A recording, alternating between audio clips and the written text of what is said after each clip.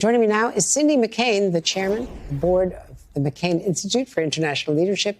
Of course, had a wonderful 38 years of marriage with the late Senator John McCain. Her new book is Stronger: Courage, Hope, and Humor in My Life with John McCain. Cindy McCain, it's great to see you. What did you think about seeing those images last night, those two women right up there on the dais? Well, I loved it. We should have had women there before, much earlier than this, in my opinion. It was a good night because the president struck a tone last night that was even and measured and far different from the tone that we had heard in the past. And so for me as a voter and someone who participates, openly in the political process, I was grateful to feel comforted and feel a little bit safe by listening to what my president was saying to me last night.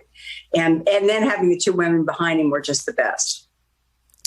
What about the attacks that seem to focus on women, targeting women in politics?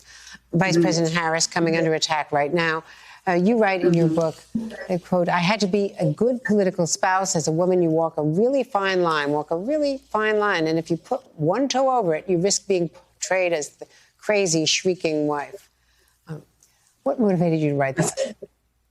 That is very true. I think when John and I first came into Congress, things were different in those days. And as a political spouse, a political wife mainly, because there weren't very many male spouses in those days, there was a certain protocol that you stood by, and that it was kind of an unwritten rule about how you behaved and how you conducted yourself.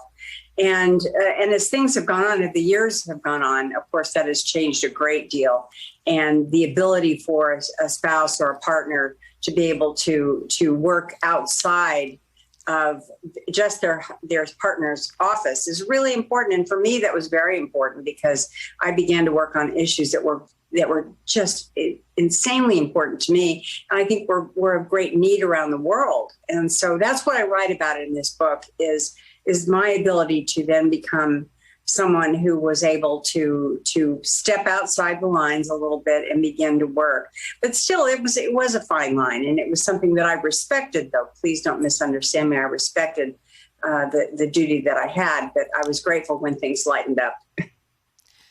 But there was also the pain that you write about in the campaign. Families are supposed to be off limits, but certainly in that South Carolina primary, your daughter Bridget was, badly treated, and it was so painful for you and for your husband, your whole family.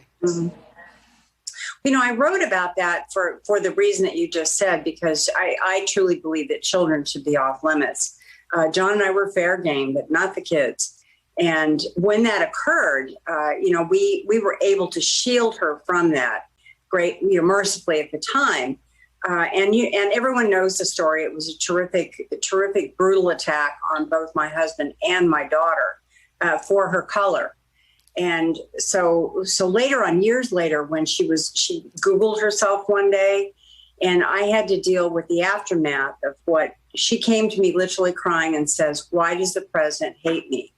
Those were her words. And it's taken me years to even build up her courage again to understand that this was just politics. It had nothing really to do with her. It had everything to do with mom and dad.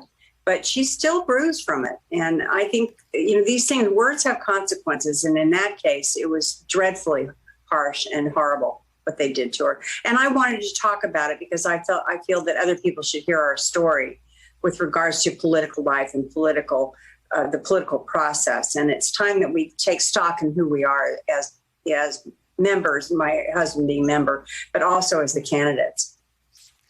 And you also write so honestly in the book about your personal struggle with opioid addiction, writing that you didn't tell your husband until much later. Mm-hmm.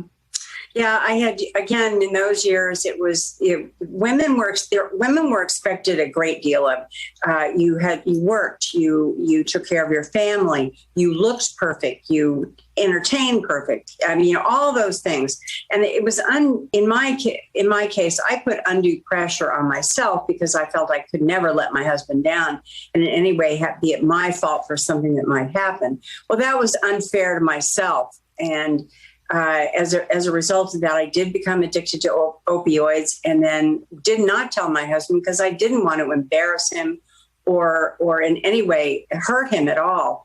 But what it did to me was it drug me down a rabbit hole. And as you know, addiction is a very cunning enemy. And before you know it, you're fully engulfed in it. And so when I finally did tell my husband, he was very supportive and very understanding and stood right by my side the whole time, which is, I guess, what I should have expected, but I just didn't want to hurt him. And that was really what that was all about. And now, years later, I've learned so much from it, not just how women are treated, especially in those years. You come in and you say, my back really does hurt. Well, here's 100 pills, go home, take it and have a drink. And that's never the way anyone should be treated. And things are much different now, I'm grateful for. And for anyone who's struggling with this, you can get help. There is help out there for you. And there are plenty of people that are willing to stand by your side. Well, you certainly exhibit everything in your book, Stronger. Sydney McCain, thank you so much. I know we're going to be hearing a lot more Thank you. from Thanks for having me. I appreciate it. Good to see you. You too. Hey, thanks for watching our YouTube channel. You should know that you can follow today's top stories and breaking news and catch up on your favorite MSNBC shows all in one place. Download the NBC News app today.